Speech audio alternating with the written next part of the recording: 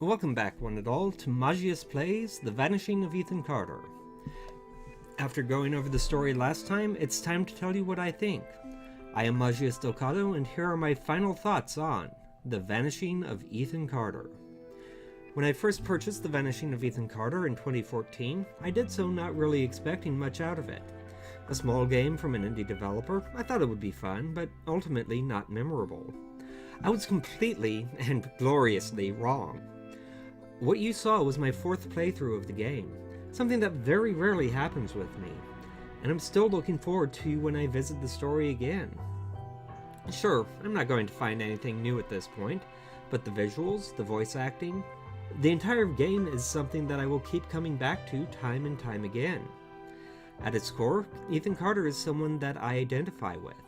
He's creative, and those around him don't always understand or appreciate what he's trying to do. About halfway through the game, I started to really care about Ethan and what he was going through, because it was very much a there but for the grace of God story to me.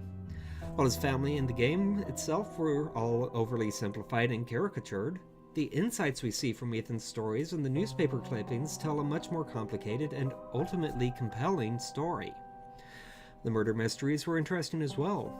While none of them were very difficult to solve, they told the story in a unique and interesting manner. You felt rewarded for solving the mystery, and are left with one big mystery at the end, in trying to put together the chronology of the murders and untangle the final story of what happened. But it's left to you, the player, to figure it out. The game stays quiet on the right order that things played out in. And that's not to say the rest of the game is not spot on as well. The visuals are unbelievably beautiful, the astronauts pulling the textures straight from their own photography of the local wilderness and blending it seamlessly into the world they were creating. The sound design was also incredible, with Paul's footsteps carrying proper weight to them and the sounds of a valley deep in the woods echoing around you. The voice acting and direction was also top-notch, and part of what makes me keep wanting to come back to this game.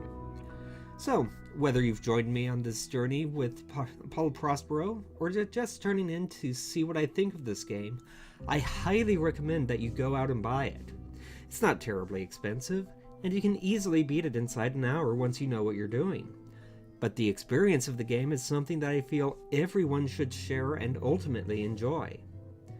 Until next time, Magius out.